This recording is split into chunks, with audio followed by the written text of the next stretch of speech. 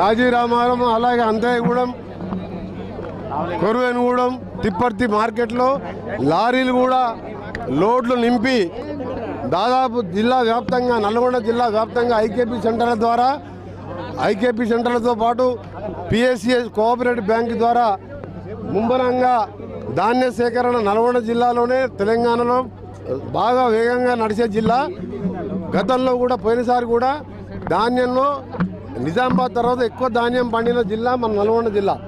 ఈసారి ఒకటే చెప్తున్నాం రైతులకు, మీకు 72 గంటల్లో సన్నాలు వేసిన వారికి అయితే బోనస్తో కలిపి, సన్నాలు లేని వారికైనా 72 గంటలు మ్యాక్సిమం లోపల ఎవరికైనా అకౌంట్లో పైసలు పడకపోతే నాకు ఫోన్ చేయండి, మీకు ఒక గంట లోపలే మీ అకౌంట్లో డబ్బులు పడే విధంగా మీ అందరికీ కూడా హామీ ఇస్తున్నా.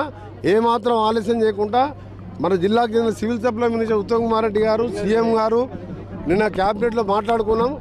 ఏది ఏమైనా సరే రైతులు ఎక్కువ ఇబ్బంది పెట్టకుండా 25,000 కోట్ల రూపాయలు కూడా అరేంజ్మెంట్ చేసుకున్నాం. ముందుగానే అన్ని ఏర్పాట్లు చేసుకొని 72 గంటలు మ్యాక్సిమం 48 గంటలనే అకౌంట్లో పడతాయి. ఆ విధమైన ఏర్పాటు చేసుకోవడమే కాదు, రైతులను ప్రోత్సహించాలి. పేదోళ్ళకు సన్న బియ్యం ఇస్తున్నాం కాబట్టి సన్నాలు వేయాలనే కోరుతున్నాం.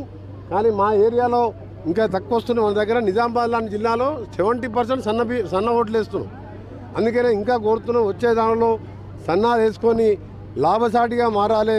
రైతు కళ్ళల్లో సంతోషం చూడడమే మా ఏకైక లక్ష్యం.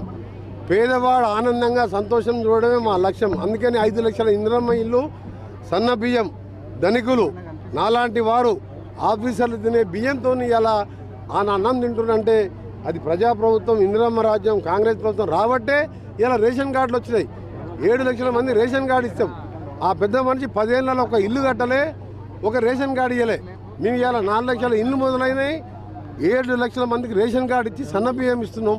ఇది మా ఘనత. ఇంకా ఇప్పుడు 20 నెలలే నీ చేసినాం. ఇప్పుడే ఇట్లుంటే ఇది ఏమైనా ట్రయల్ మాత్రమే. రాబో కాలంలో నిజమైన ప్రజాప్రభుత్వం, కాంగ్రెస్ ప్రభుత్వం మీరు చూడబోతున్నారు.